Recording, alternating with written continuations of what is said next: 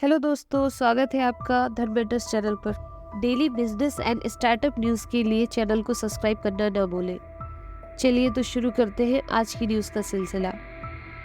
सबसे पहले बात करते हैं ईज बाय ट्रिप की। Travel tech startup Ease My Trip को Q3 में ईयरली बेसिस पर प्रॉफिट में अप्रॉक्स 10% की वृद्धि हुई है, जो कि 55.6 करोड़ रुपए है। Q2 के 46.9 करोड़ रुपए के मुकाबले यह क्वार्टर ऑन क्वार्टर 2.7% कम है। इसके अलावा कंपनी की operating income quarter on quarter 18.1% बढ़कर 160.7 करोड़ रुपए हो गई है, लेकिन ग्रॉस बुकिंग रेवेन्यू में ईयरली बेसिस पर 10.6% की गिरावट आई है, जो कि 2026 करोड़ रुपए है। खासकर हवाई टिकट बुकिंग में तो 29.7% की भारी गिरावट आई है। हालांकि कंपनी ने प्रॉफिट रिपोर्ट किया है, पर उसकी इनकम ग्रोथ थोड़ी कम हुई है। खासकर फ्लाइट टिकट बुकिंग तो बहुत कम हुई है। अगली न्यूज़ है ममाअर्थ की। तो ममाअर्थ के भी Q3 के रिजल्ट आ गए हैं। ब्यूटी ब्रांड ममाअर्थ की क्वार्टर ऑन क्वार्टर प्रॉफिट में बहुत ज़्यादा उछाल आई है। पिछले साल की Q3 के मुकाबले कंपनी का प्रॉफिट 264% बढ़कर 26 करोड़ रुपए तक पहुंच गया है। हालांकि प्रॉफिट ईयरली बेसिस पर बढ़ा है, लेकिन Q2 FY24 के 29.4 करोड़ रुपए से कम है। कंपनी की ऑपरेशनल इनकम भी 28% बढ़कर 488.2 करोड़ रुपए हो गई है, जो पिछले Q3 में 382.1 करोड़ रुपए थी। इसके अलावा कंपनी का एबिटा भी 192% बढ़कर 34 करोड़ रुपए हो गया है, जो पिछले Q3 में सिर्फ 12 करोड़ रुपए था। अगली न्यूज़ है ओयो की। ओयो जो कि बहुत जल्द अपना IPO लॉन्च करने जा रही है, उसको भी डबल प्रॉफिट हुआ है। ओयो के फाउंडर और CEO रितेश अग्रवाल ने अपने एम्प्लॉयज़ को बताया है कि क्वार्टर ऑन क्वार्टर प्रॉफिट में दोगुना वृद्धि के बाद कंपनी का profit after tax Q3 FY24 में 30 करोड़ रुपए रहा है। मतलब कि नेट प्रॉफिट उनका 30 करोड़ रुपए रहा है। इस हॉस्पिटलिटी यूनिकॉर्न ने पिछले साल अपने DRHP draft rate hearing prospects के लिए गोपनीय प्री फाइनलिंग मार्ग अपनाया था। कंपनी IPOs के जरिए 400 से 600 मिलियन डॉलर्स उठाने की कोशिश करेगी। DRHP मतलब कि IPO लाने से पहले कंपनियों को सेबी के पास एक DRHP जमा करना होता है। इसमें कंपनी के बारे में, उसके बिजनेस मॉडल, फाइनेंशियल कंडीशन और IPO से जो फंड उठाएगी उसको कैसे यूज़ करेगी, इन सब चीज़ों के बारे में जानकारी दी रहती है। टाटा ग्रुप डिजिटल ब्रांच में 1 बिलियन और डालने की तैयारी कर रहा है। टाटा सन्स अपने डिजिटल आर्म्स में $1 बिलियन का और इन्वेस्टमेंट करने पर विचार कर रहा है।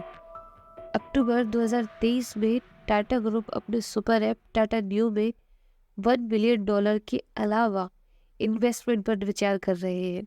टाटा सन्स अब तक न्यू में 2 बिलियन से ज़्यादा का इन्वेस्टमेंट कर चुका है और अगले 5 सालों में और फंड डालने के लिए बोर्ड से परमिशन भी ले चुका है। टाटा डिजिटल में ये इन्वेस्टमेंट इस बात को बता रहा है कि टाटा ग्रुप डिजिटल मार्केट में बहुत ज़्यादा सीरियस है और अपना दबदबा बढ़ाना चाहता है। अगली न्यूज़ है पेटीएम की। तो पेटीएम की ई-कॉमर्स डिवीज़न, जिसे अब PAI प्लेटफॉर्म प्राइवेट लिमिटेड कहा जाता है, उसने बिटसिला को खरीद लिया है। बिटसिला बेसिकली ONDC नेटवर्क पर सेलर्स को जोड़ने का काम करती है। ये खरीदारी से पेटीएम को ONDC पर और ज़्यादा सेलर्स लाने में हेल्प मिलेगी। ये ध्यान देने वाली बात है कि पेटीएम की लिस्टेड कंपनी 197 कम्युनिकेशन लिमिटेड का PAI से कोई लेना देना नहीं है। अगली बात करते हैं सॉफ्ट बैंक की। तो सॉफ्ट बैंक का इंडिया में इन्वेस्टमेंट पोर्टफोलियो लगभग $14 बिलियन के पार पहुंच गया है। दिसंबर 2023 तक सॉफ्ट बैंक के विजन फंड फर्स्ट और सेकंड के तहत इंडिया में इन्वेस्टमेंट का टोटल अप्रॉक्सीमेट वैल्यू 9% बढ़कर लगभग $14 मिलियन हो गया है। सॉफ्टबैंक 5 Q3s में पहली बार प्रॉफिटेबल रहा है, जिसकी वजह से विजन फंड फर्स्ट में लिस्टेड कंपनीज के शेयर्स में तेजी की वजह से Q3 में $6 बिलियन से ज़्यादा का नेट प्रॉफिट हुआ है। नवंबर 2018 से अब तक दोनों विजन फंड्स ने इंडियन कंपनीज में $11 बिलियन का इन्वेस्टमेंट किया है और जनवरी 2024 की शुरुआत तक इन इन्वेस्टमेंट से उन्हें पहले ही 6.2 से 6.5 बिलियन डॉलर्स का प्रॉफिट मिल चुका है। हालांकि कुछ इन्वेस्टमेंट में उसे लॉस भी हुआ है, जैसे कि पेटीएम। बेंगलुरु में बाइक टैक्सी सर्विसेज पर रोक लग सकती है। बेंगलुरु में बाइक टैक्सी सर्विसेज को बंद करने की पॉसिबिलिटी सामने आ रही है। सीएम सिद्धरामैया ने ट्रांसपोर्ट डिपार्टमेंट के प्रपोजल पर सहमति जताते हुए कहा है कि 2021 में शुरू की गई Karnataka electric bike taxi proposal को वापस ले। इसके कई कारण हैं, जैसे राइड हीलिंग ऐप जैसे रैपिडो और बॉन्स जैसे एग्रीगेटर्स ने इस योजना को कुछ खास बढ़ावा नहीं दिया। सरकार को लगता है कि बाइक टैक्सियों से कोई खास फायदा नहीं हुआ, उल्टा कुछ लोगों की सुरक्षा को खतरा हुआ है। इसके अलावा ऑटो ड्राइवर्स लंबे टाइम से बाइक टैक्सियों का विरोध कर रहे हैं, क्योंकि उनका मानना है कि इससे उनकी कमाई प्रभावित हो सकती है।